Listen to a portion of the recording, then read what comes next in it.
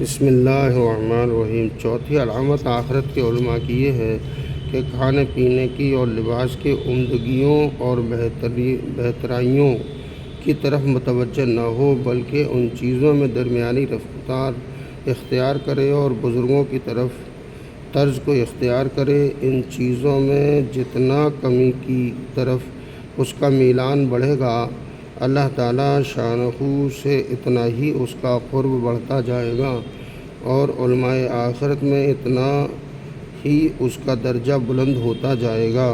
انہی شیخ ابو حاتم رحمۃ اللہ علیہ کا ایک عجیب قصہ، جس کو شیخ ابو عبیدہ ابو عبداللہ خواص رحمۃ اللہ علیہ، جو شیخ ابو حاتم رحمۃ اللہ علیہ کے شاگردوں میں ہیں، نقل کرتے ہیں۔ وہ کہتے ہیں کہ میں ایک مرتبہ حضرت شیخ حاتم رحمۃ اللہ علیہ کے ساتھ موضع رئی میں، جو ایک جگہ کا نام ہے، گیا۔ 320 آدمی ہمارے ساتھ تھے۔ ہم حج کے ارادے سے جا رہے تھے۔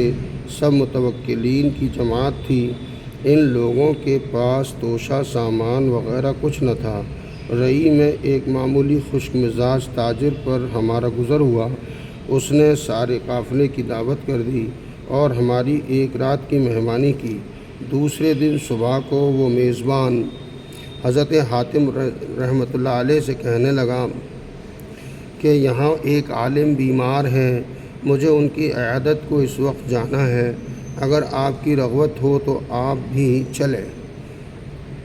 حضرت حاتم رحمۃ اللہ علیہ نے کہا کہ بیمار کی عیادت تو ثواب ہے اور عالم کی تو زیارت بھی عبادت ہے، میں ضرور تمہارے ساتھ چلوں گا۔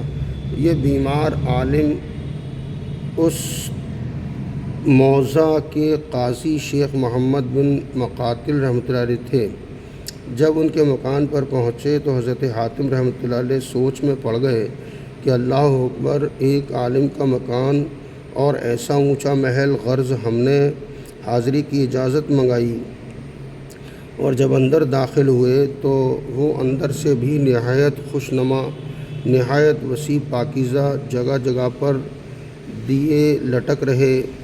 حضرت حاتم رحمۃ اللہ علیہ ان سب چیزوں کو دیکھ رہے تھے اور سوچ میں پڑے ہوئے تھے۔ اتنے میں ہم قاضی صاحب کے قریب پہنچے تو وہ ایک نہایت نرم بستر پر آرام کر رہے تھے۔ ایک غلام ان کے سرہانے پنکھا جل رہا تھا۔ وہ تاجر تو سلام کر کے ان کے پاس بیٹھ گئے اور مزاج پرسی کی۔ تمام حاتم رحمۃ اللہ علیہ کھڑے رہے۔ قاضی صاحب نے ان کو بھی بیٹھنے کا اشارہ کیا، انہوں نے بیٹھنے سے انکار کر دیا۔ قاضی صاحب نے پوچھا، آپ کو کچھ کہنا ہے؟ انہوں نے فرمایا کہ ہاں، ایک مسئلہ دریافت کرنا ہے۔ قاضی صاحب نے فرمایا، کہو۔ انہوں نے کہا کہ آپ بیٹھ جائیں۔ غلاموں نے قاضی صاحب رحمۃ اللہ علیہ کو سہارا دے کر اٹھایا کہ خود اٹھنا مشکل تھا۔ وہ بیٹھ گئے۔ حضرت حاتم رحمۃ اللہ نے پوچھا کہ آپ نے علم کس سے حاصل کیا؟ انہوں نے فرمایا، معتبر علماء سے۔ انہوں نے پوچھا کہ ان علماء نے کس سے سیکھا تھا؟ قاضی صاحب رحمۃ اللہ نے فرمایا کہ انہوں نے حضرت صحابہ اکرام رضی اللہ عنہم اجمعین سے۔ حضرت حاتم رحمۃ اللہ علیہ نے پوچھا کہ صحابہ اکرام رضی اللہ تعالیٰ عنہم اجمعین نے کس سے سیکھا تھا؟ قاضی صاحب نے حضور صلی اللہ علیہ وسلم سے۔ حضرت حاتم رحمۃ اللہ علیہ، حضور اقدس صلی اللہ علیہ وسلم نے کس سے سیکھا؟ قاضی صاحب حضرت جبرائیل علیہ السلام سے۔ حضرت حاتم رحمۃ اللہ علیہ، حضرت جبرائیل نے کس سے سیکھا؟ قاضی صاحب اللہ تعالیٰ شانہ سے۔ حضرت حاتم رحمۃ اللہ نے فرمایا کہ جو علم حضرت جبرائیل نے حق تعالیٰ شانہ سے لے کر حضور صلی اللہ علیہ وسلم تک پہنچایا، اور حضور صلی اللہ علیہ وسلم نے صحابہ اکرام رضی اللہ عنہم اجمعین کو عطا فرمایا، اور صحابہ نے معتبر علماء کو اور ان کے ذریعے آپ تک پہنچا، اس میں کہیں یہ بھی وارد ہے کہ جس شخص کا جس قدر مکان اونچا اور بڑا ہوگا، اس کا اتنا ہی درجہ اللہ جل شانہ کے یہاں بھی زیادہ ہوگا۔ قاضی صاحب نے فرمایا کہ نہیں، یہ اس علم میں نہیں آیا۔ حضرت حاتم رحمۃ اللہ نے فرمایا کہ اگر یہ نہیں آیا تو پھر اس علم میں کہاں آیا ہے؟ کہ قاضی صاحب نے فرمایا کہ اس میں یہ آیا ہے کہ جو شخص دنیا سے بے رغبت ہو، آخرت میں رغبت رکھتا ہو، فقراء کو محبوب رکھتا ہو، اپنی آخرت کے لیے اللہ جل شانہ کے یہاں ذخیرہ بھیجتا رہتا ہو، وہ شخص حق تعالی شانہ کے یہاں صاحب مرتبہ ہے۔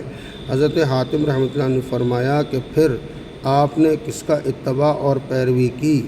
حضور صلی اللہ علیہ وسلم کی یا حضور صلی اللہ علیہ وسلم کے صحابہ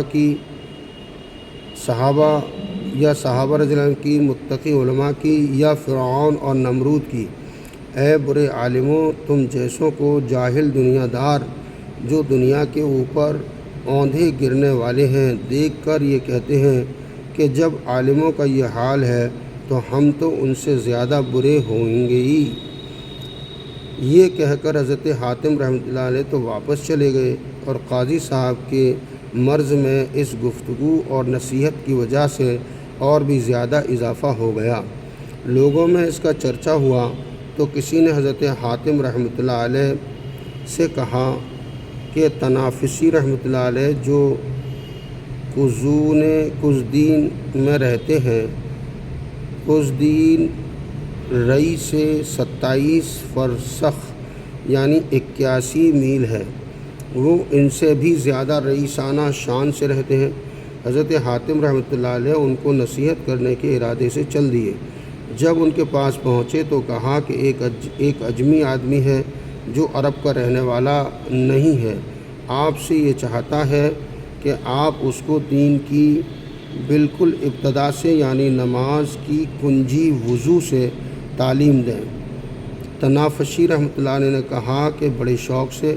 یہ کہہ کر تنافسی رحمۃ اللہ نے وضو کا پانی منگایا، اور تنافسی رحمۃ اللہ نے وضو کر کے بتایا کہ اس طرح وضو کی جاتی ہے۔